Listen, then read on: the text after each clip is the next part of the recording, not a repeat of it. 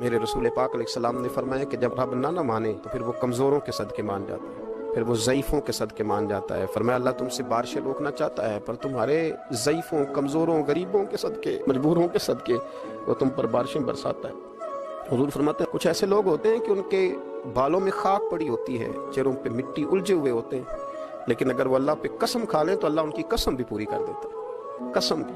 حضرت عبداللہ ابن مبارک فرماتے ہیں، ابن قدامہ نے لکھا، فرماتے ہیں بارش نہیں ہوتی تھی مکے میں، قحط پڑ گیا تو سب لوگ مسجد الحرام سے باہر کھلی جگہ میں نکلے دعا کرنے کے لیے، سب اپنی اپنی دعائیں کر رہے تھے، تو میں تھوڑا باہر ہوا تو اچانک ایک غلام آیا، کالا سیاہ رنگ، 2 رکعتیں نماز پڑھ کے تو ہاتھ پھیلائے تو کہنے لگا اللہ مجھے پتہ ہے یہ جو کچھ بھی ہوا ہے میری نافرمانیوں کی وجہ سے ہوا ہے۔ تو ناراض ہو گیا نا، تو نے بارش روک لی،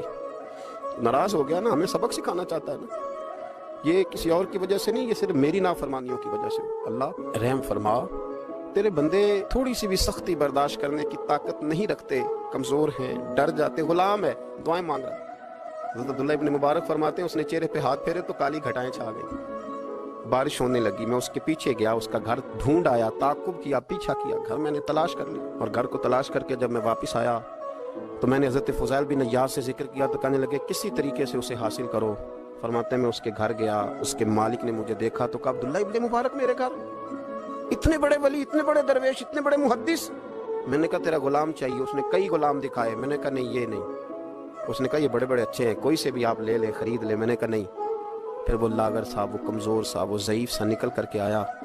میں نے کہا یہ مجھے دے دو، تو کہنے لگا یہ تو بیچارہ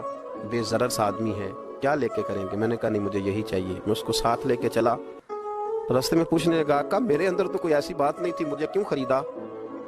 آپ مجھ سے کیا خدمت لیں گے؟ تو عبداللہ ابن مبارک فرمانے لگے میں نے کہا کوئی خدمت بھی نہیں لوں گا، میں تو خود تیری خدمت کروں گا، میں تیرا بیاہ کراؤں گا، تیرے لیے مکان بناؤں گا، میں تیری خدمت کروں گا، میں تیرا اور تیرے رب کا رشتہ دیکھ چکا ہوں، میں تیرا اپنے مالک کے ساتھ جو تعلق ہے اسے دیکھ چکا ہوں۔ کہتے ہیں میں نے یہ لفظ کہے تو مجھے کہنے لگا 2 رکعتیں پڑھ لوں،